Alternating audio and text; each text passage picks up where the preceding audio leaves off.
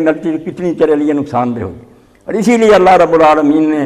میرے آپ کے اور میری بہن اور سب کے لیے حضرت موسیٰ علیہ السلام کا اور حضرت خضر علیہ السلام کا واقعہ بیان کیا کہ تم عام لوگ کیا سمجھو گے میری سلطنت کے راز۔ موسیٰ علیہ السلام کلیم اللہ تھے، وہ قدم قدم پر چیخ اٹھتے تھے کہ کیا ہو رہا، مگر بعد میں بتایا گیا کہ جو ہو رہا ہے ٹھیک ہو رہا، تم نہیں جانتے، سب ٹھیک ہو رہا ہے۔ سر نیاز بباید نہاد و گردن تو کہ آنچے حاکم عادل کند ہم عادل ہے۔ جھکا دو سر اطاعت اور فرما برداری کا کہ وہ منصف حاکم جو کچھ کر رہا وہ عدل ہے۔ تم بے وقوفی سے اعتراض کرتے ہو، وہ کوئی غلط کام نہیں کرتا۔ یہ وہ ذکر ہے جس کی تلقین دین نے کی ہے۔ کچھ ایسے نظریات، کچھ تصورات جو ذہن میں بیٹھ جائیں کہ مالک حقیقی دانا اور رحیم ہے، اس نے اپنی مرضی سے ہمیں آگاہ کر دیا، جزا و سزا کی اطلاع دے دی ہے،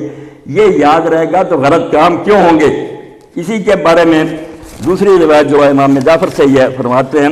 کہ جو اللہ سے ڈرتا وہ کیا کرتا، ہم کیا کرتے ہیں کہ اللہ کا ڈر ہے، بڑا خوف ہے، کرتے کچھ نہیں۔ فرمایا ایسا نہیں، اللہ کا ذکر اگر ہوگا تو پھر یہ بات ہوگی، اللہ کے ذکر سے یہ لازماً نتیجہ نکلے گا۔ لا یکون المومن مومنا حتی یکون خاشعا راجیا، مومن مومن ہی ہو سکتا جب تک اللہ کو ماننے سے دو باتیں اس کے اندر نہ آ جائیں، خوف اور رجا، اللہ کا ڈر اور اللہ کی امید۔ ولا یکون خائفا راجیا حتی یکون عاملا لما یخاف ویرجو، اور یہ بھی بات زبان سے نہیں ہوگی کہ میں امید رکھتا ہوں اور ڈرتا ہوں، اگر وہ اللہ سے ڈرتا ہوگا اور اللہ سے انعام کی امید رکھتا ہوگا تو وہ ضرور ان چیزوں سے بچے گا جن سے وہ ڈر رہا ہے۔ یہ نہیں کہ کہتا ڈرتا ہوں، کام وہی کرتا جائے جس پر عذاب ہو، اور اگر کہے کہ امید رکھتا ہوں اس کے لیے محنت نہ کرے، جھوٹی امید ہے، ایسی امید کا کیا فائدہ۔ اگر امید رکھتا ہوتا دن رات کھپ جاتا، محنت کرتا۔ تو فرمایا اگر وہ اللہ سے ڈرتا ہوتا وہ کام کبھی نہ کرتا جن پر سزا کی وعید ہے، اور اگر امید ہوتی تو آدمی دن رات اس کے لیے محنت کرتا، اس توقع میں کہ مہینہ کے بعد 3-4 ہزار مزدور کو ملے گا، راتوں کو جاگتے ہیں، بچوں سے جدائی برداشت کرتے ہیں، سردی گرمی میں بیچارے فیکٹریوں میں جاتے ہیں، امید ہوتی ہے کہ 2,500-3 ہزار مل جائے گا، امید ہو تو آدمی اس کے لیے کام کرتا ہے۔ یہ امید کوئی نہیں کہ کرے کچھ نہ، اس کو تمنی کہا جاتا ہے کہ میں خالی عرض میں پلاؤ پکانے کرنا کچھ نہیں، امید ہے کہ اگر توقع ہے کہ یہ زمین کھودیں گے تو موتی نکلیں گے، آپ محنت پوری کرتے ہیں، خدائی کرتے ہیں۔ تو فرمایا مومن نہیں ہوتا جب تک وہ اللہ سے ڈرے نہ اور امید نہ رکھے، اور ڈرنے والا اور امید والا نہیں ہوگا جب تک یہ نہ کرے کہ جن چیزوں سے خطرہ ہے ان سے بچے، اور جن سے ثواب کی امید ہے وہ پوری طرح اس کے لیے محنت کرے۔ یہ ہے وہ ذکر جس کی اللہ اور اس کے رسول نے تعلیم دی ہے۔ 3 باتیں، اللہ پر پورا یقین اور ایمان، اس کی مرضی جو ہے حلال و حرام اور شریعت اس کا علم، اور اس کے ساتھ اس کی سزا اور جزا سے پوری طرح آگاہی کہ یہ انعام ملے گا، یہ سزا ہوگی۔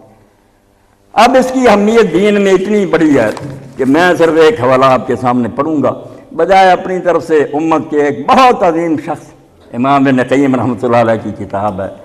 مدارج السالکین۔ اب ایسی نفیس کتاب ہے کہ سید سلیمان ندوی رحمۃ اللہ نے جب اس پر مقدمہ لکھا، وہ کہتے ہیں کہ بھئی لوگوں نے ایاک نعبد و ایاک نستعین پر بہت لکھا، مگر ابن قیم کی یہ کتاب مدارج السالکین بین ایاک نعبد و ایاک نعبد سے لے کر ایاک نستعین تک کتنی منزلیں آتی ہیں، مقامات کیسے۔ وہ کہتے ہیں اسلامی تصوف یہ جعلی تصوف جو ہے نا درویشوں کا گڑا، یہ نہیں قرآن کا صبر اور شکر اور رضا اور توکل بیان ہوتا جاتا ہے، اور آدمی دیکھتا ہے کہ میں کیسے برابر خدا کی طرف جا رہا ہوں، کیسے کیسے مقام آ رہے ہیں، اور اللہ کی طرف سے کیسی انوار کی بارشیں ہو رہی ہیں۔ تو اس میں سے انہوں نے اس پر لکھا ہے کہ 10 طریقہ سے اللہ رب العالمین نے قرآن مجید میں ذکر کی اہمیت بیان کی۔ حقیقت تو آپ نے سن لی کہ ہر لمحہ دھیان رکھنا کہ اللہ دیکھ رہا ہے، اس کی سزا و جزا کا ڈر اور اس کی امید اور اس کی شریعت کی پابندی اور پیروی، مگر اس کے ساتھ ساتھ یہ بات کہ اللہ نے اپنی کتاب میں اتنے سٹائل اختیار کیے، اتنے انداز اور اسلوب اختیار کیے کہ بندوں کے ذہن میں اس کو بٹھایا جائے کہ ذکر کوئی معمولی کام نہیں ہے، اس کو چھوٹا نہ سمجھنا۔ تو فرماتے ہیں 10 طریقہ سے اللہ رب العالمین نے اپنی کتاب میں اس کو بیان فرمایا۔ باب ذکر اللہ عز و جل والتقرب الیہ ہوا فی القرآن علی عشرۃ اوجہ، قرآن جب پڑھتے ہیں تو 10 طریقوں سے اللہ تعالیٰ نے اس کو لوگوں کے ذہن میں بٹھایا، الاول الامر بی مطلقا و مقیدا، پہلے تو حکم دیا جاتا کہ اللہ کو یاد کرو،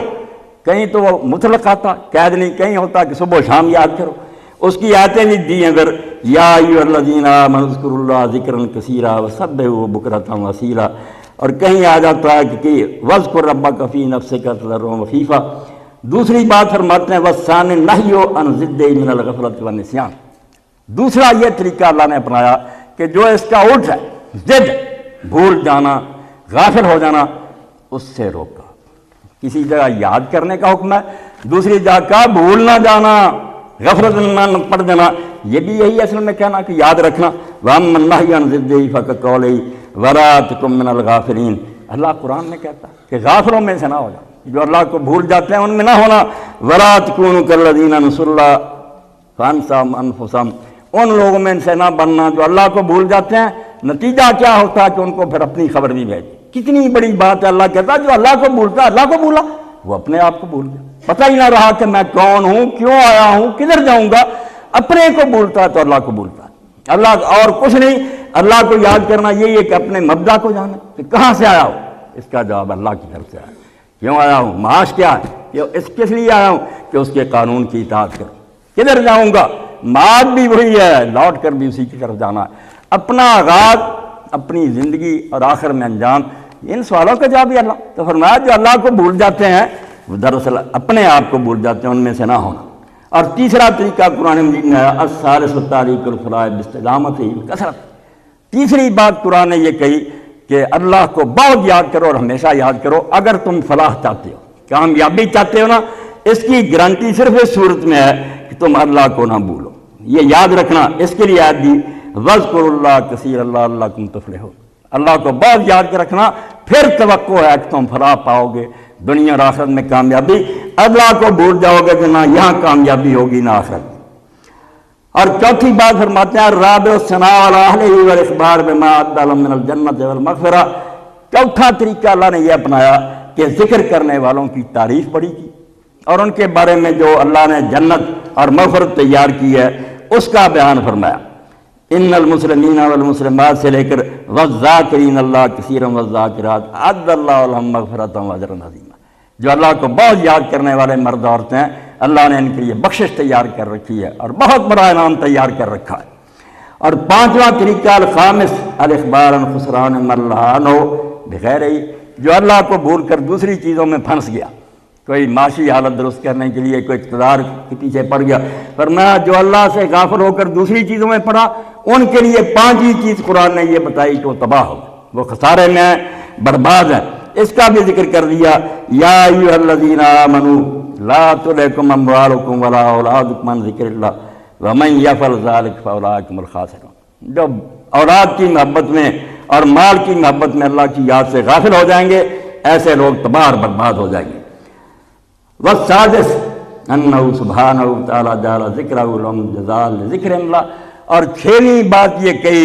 جو جان فضا کرنے والی ہے کہ اللہ نے ان کے ذکر کا انعام یہ بیان کیا کہ جو مجھے یاد کرتے ہیں میں ان کو یاد کرتا ہوں۔ مولوی صاحب جب لکھتے ہیں ولا ذکر اللہ اکبر پر دوسری تشریح بھی کی، مگر وہ فرماتے ہیں یار لطیف تشریح یہ ہے کہ تمہارا اللہ کو یاد کرنا بہت معمولی بات ہے، تم کیا یاد کرتے، ولا ذکر اللہ اکبر، جو پھر اللہ تمہیں یاد کرتا ہے فاذکرونی اذکرکم، وہ بہت بڑا انعام، وہ یاد کرے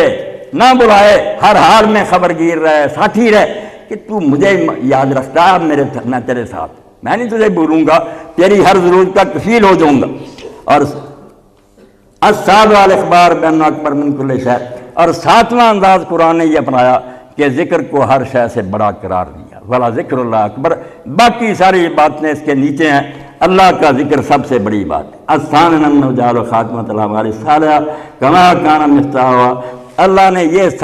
بات بھی کہی کہ ہر عبادت کا خاتمہ بھی ذکر ہے، شروع بھی ذکر ہے۔ اب نماز آپ دیکھیں اللہ اکبر سے شروع ہوئی، بعد میں بھی ذکر پر ہی ختم ہوتی ہے۔ حج ہے، جاتے ہیں لبیک اللہم لبیک سے شروع ہوتا، اور آپ میدان عرفات سے لوٹتے ہیں، جہاں وعدہ ہے کہ اس میدان میں جو بھائی بہن پہنچ گیا اللہ نے اس کو بخش دیا۔ مگر قرآن نے کیا کہا، اس بات کا خاتمے میں اسی پر ٹھہرا کہ جب تم عرفات سے لوٹو اور مشعر الحرام میں ٹھہرو، واذکروا اللہ عند المشعر الحرام، اللہ کی یاد ابھی نہیں ختم ہونی چاہیے، بے شک بخشے گئے ہو مگر یہاں بھی اللہ کو یاد کرو۔ ہم یہ زکوٰۃ ادا کرتے ہیں کیا ہے؟ اس کے بارے میں اللہ کے رسول علیہ السلام دعا کرتے تھے، اللہ مجعل مغنم ولا تجعل مغنم، اے اللہ یہ میرا صدقہ اور میری یہ زکوٰۃ میرے لیے غنیمت ہو، اس میں اجر مجھے ملے، یہ میرے لیے چٹی نہ بن جائے تاوان کے، مال بھی گیا اور ملے بھی کچھ نہ، ہر لمحہ دے۔ روزہ ختم ہوتا ہے، اللہ کے رسول علیہ السلام فرمایا جب روزہ چھوڑو اس وقت جو دعا تم نے افطار کے وقت کرو گے قبول ہوگی۔ اب میری اور آپ کی دعائیں تو شاید پتہ نہیں ہماری کیا تمنا ہے، مگر قربان جائیں حضرت عبداللہ بن عمرو بن العاص رضی اللہ تعالیٰ عنہ کی کہ جب روزہ افطار کرتا